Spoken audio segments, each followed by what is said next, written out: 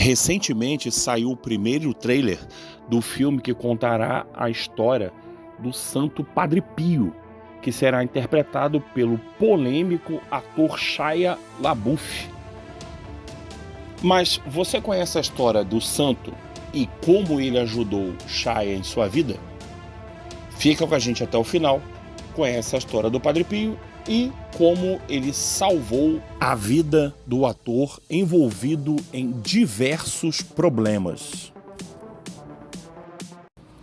Nascido no dia 25 de maio de 1887, na cidade de Petrutina, e falecido no dia 23 de setembro de 1968, Francesco Forgione, conhecido como Padre Pio de Petrutina, foi um frade e sacerdote católico italiano da Ordem dos Frades Menores Capuchinhos e elevado a santo pela Igreja Católica como São Pio de Petrutina, sendo até hoje o único padre a apresentar as chagas de Cristo, os chamados estigmas.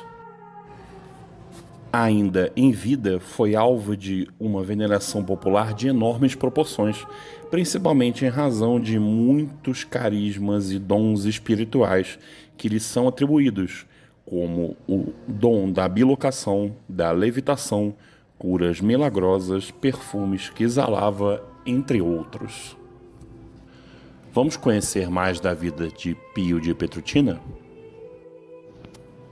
Quando criança, era muito assíduo com as coisas de Deus, tendo uma inigualável admiração por Nossa Senhora e por Jesus, que os via constantemente devido a tanta familiaridade.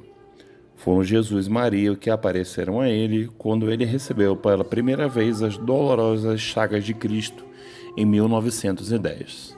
Chagas essas que falaremos daqui a pouco.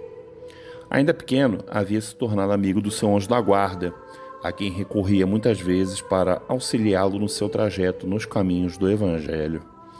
Conta a história que ele recomendava muitas vezes as pessoas a recorrerem ao seu anjo da guarda, estreitando assim a intimidade dos fiéis para com aquele que viria a ser o primeiro sacerdote da história da Igreja a receber os estigmas do Cristo do Calvário.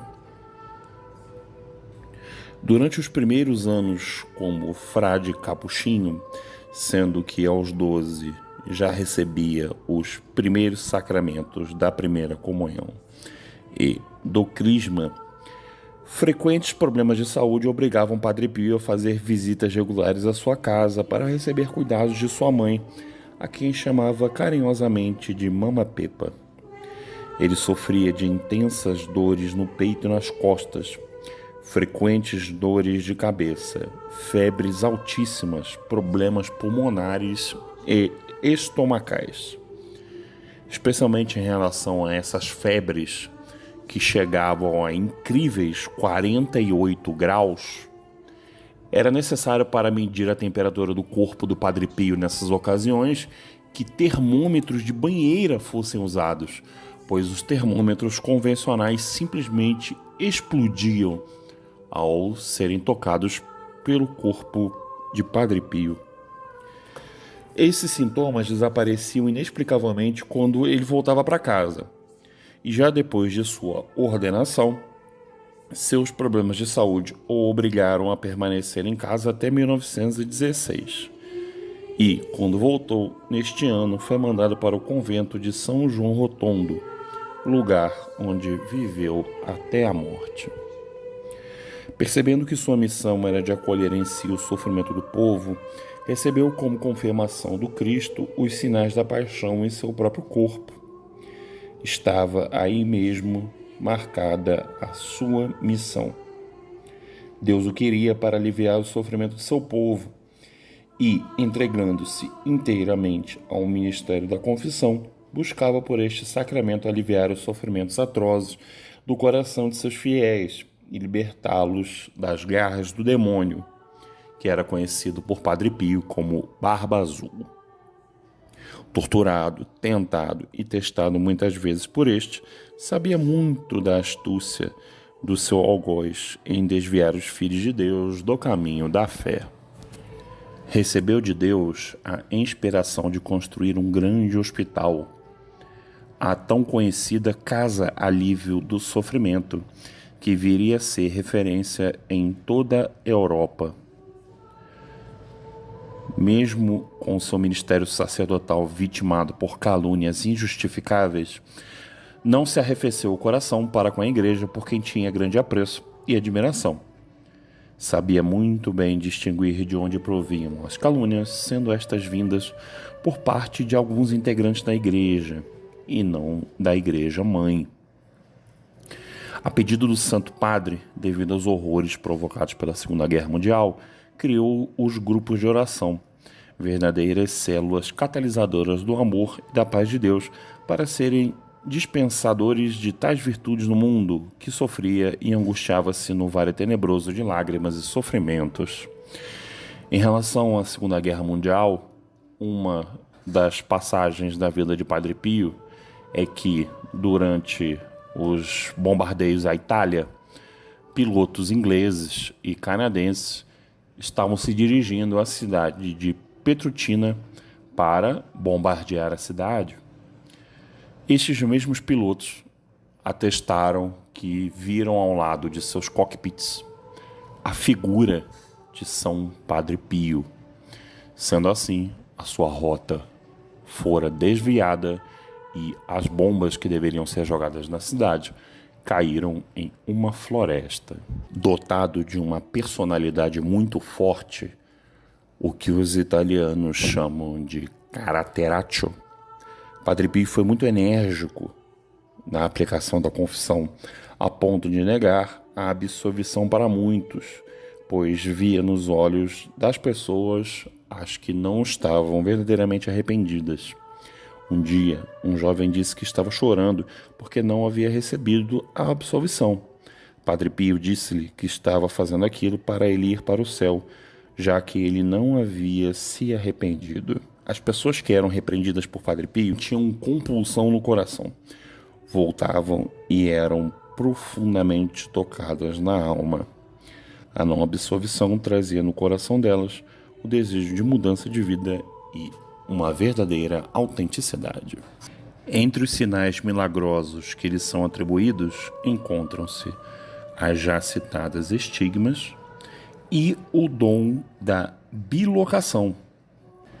Entre tantos relatos deste fato, há o contado por Dom Luís de Orione, também proclamado recentemente santo, onde Orione, em 1925, sendo um dos tantos devotos de Santa Teresa de Lisieux, encontrava-se na Praça de São Pedro para as celebrações em honra da mística francesa, quando apareceu inesperadamente em sua frente Padre Pio.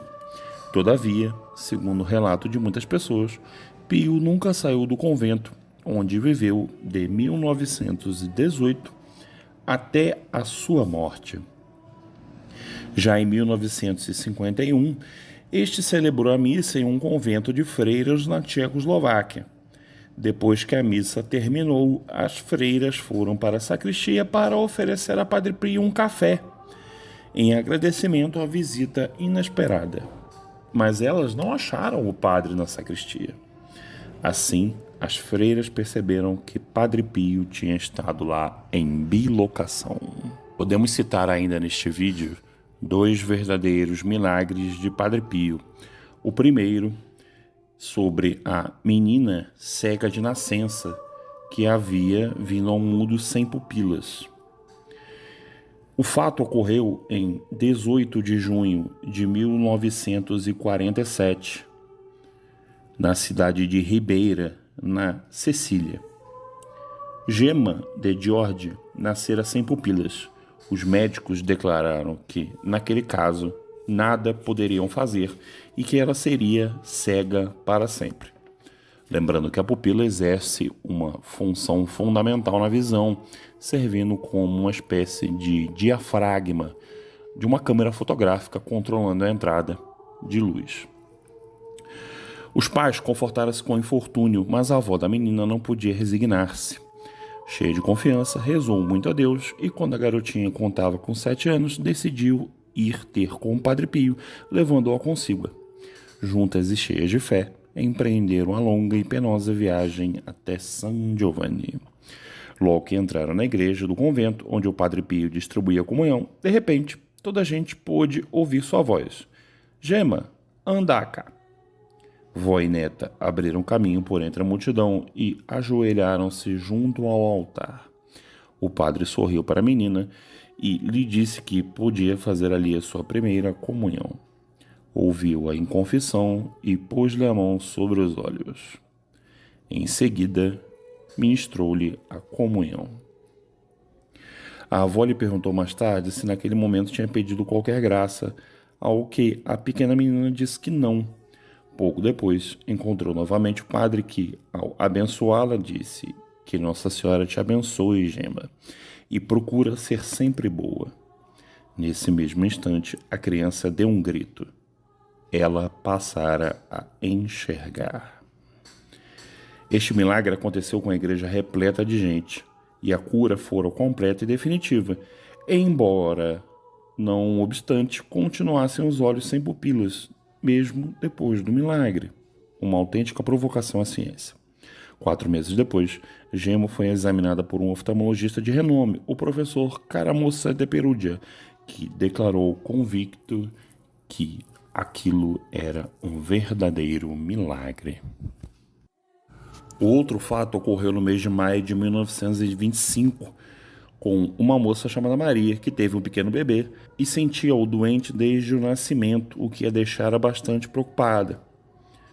Após uma consulta ao médico, foi dito que a criança tinha uma doença muito complexa e que não havia nenhum tipo de esperança. O bebê não poderia se recuperar. Então Maria decidiu ir de trem para a cidade de San Giovanni Rotondo. Mesmo vivendo em um pequeno povoado ao sul de Puglia, uma região muito pobre ao sul da Itália, tinha ouvido alguns rumores em relação ao Padre Pio, um frade que apresentava os estigmas como Jesus Cristo. Esses relatos despertaram em Maria uma grande fé e esperança, que imediatamente iniciou a viagem, mas durante o trajeto o bebê morrera. Ela velou aquele corpo pequeno a noite inteira e ao amanhecer colocou numa bolsa e fechou-a. Após Maria ter perdido o filho, chegou ao convento de San Giovanni Rotondo, mesmo sem nenhuma esperança. À tarde, após muitos esforços, estava em frente ao Padre Pio. Conseguiu isso ficando na fila das pessoas que esperavam para confessar com o religioso, continuando a carregar a mala que continha o cadáver do seu filho. Cadáver esse que se encontrava dentro da bolsa há mais de 24 horas. Maria ajoelhou-se diante do sacerdote. Chorou desesperadamente, suplicando ajuda ao padre, que a olhou piedosamente. A mãe abriu a mala e mostrou o cadáver de seu filho, sendo que o pobre padre se condoeu profundamente com a tristeza daquela mãe, tomando o pequeno corpo e pondo suas mãos estigmatizadas na cabeça do bebê. Orou voltado para o céu, e depois de um tempo, a pobre criatura estava novamente viva. Um gesto, um movimento dos pés, os braços, e parecia que havia apenas dormido, despertando depois de um longo sono. Falando com a mãe, o Santo Padre disse: "Mãe, por que você está chorando? Seu filho estava apenas dormindo." A mãe e os gritos da multidão encheram a igreja. Na madrugada do dia 23 de setembro de 1968, no seu quarto conventual, com o terço entre os dedos, repetindo o nome de Jesus e Maria, Padre Pio passava para o outro lado da vida, fazendo desta a ponte de ligação entre o céu e a terra, uma morte suave de quem havia completado sua missão e que retornaria ao seio do Pai, em quem tanto confiou. O procedimento que levou à canonização teve início em 29 de novembro de 82 e, em 20 de março de 93, foi iniciado o processo diocesano. Em 21 de janeiro de 90, Padre Pio foi proclamado venerável, beatificado em maio de 99 e canonizado em junho de 2002, proclamado na Praça de São Pedro pelo Pontífice Papa João Paulo II como São Pio de Petrútina. No dia seguinte à sua canonização, o Santo Padre Papa João Paulo II disse que, acima de tudo, ele foi um religioso que sinceramente amou Cristo crucificado. Ele participou no mistério da cruz. Como prometido, vamos encerrar o vídeo contando a história da incrível conversão do ator Shia LaBeouf.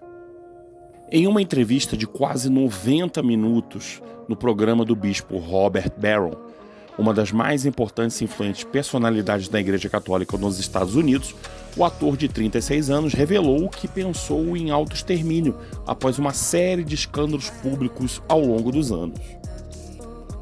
Neste momento, parece que sou radioativo. Ninguém quer falar comigo, incluindo a minha mãe. Meu agente não me telefona. Parece que estou desligado do negócio do cinema. Tive uma arma na mesa. Não queria mais estar vivo quando tudo isso aconteceu. Senti uma vergonha como nunca antes tinha experimentado, o tipo de vergonha em que você se esquece até de como respirar. Você não sabe para onde ir.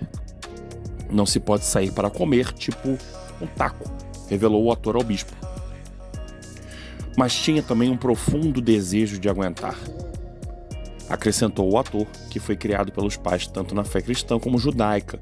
LaBeouf disse que conseguiu enfrentar esse período sombrio depois da sua conversão ao catolicismo, motivada pelas pesquisas para o filme de Ferrara, em que incluiu viver em um mosteiro no sul da Itália e aprender a forma tradicional de celebrar missas em latim. Comecei a ouvir experiências de outras pessoas depravadas que encontraram o seu caminho nisso, e isso me fez sentir como se tivesse permissão. Sei agora que Deus estava usando meu ego para me atrair a Ele, afastando-me dos desejos mundanos. E você gostou do vídeo de hoje? Deixa um comentário, deixa um like no finalzinho, me diz o que você achou. Se você também tem uma experiência de conversão, comenta aqui pra gente, é muito importante esse engajamento, não só pro YouTube, mas pra gente saber que você tá com a gente. Tá bom? Deus te abençoe e até a próxima.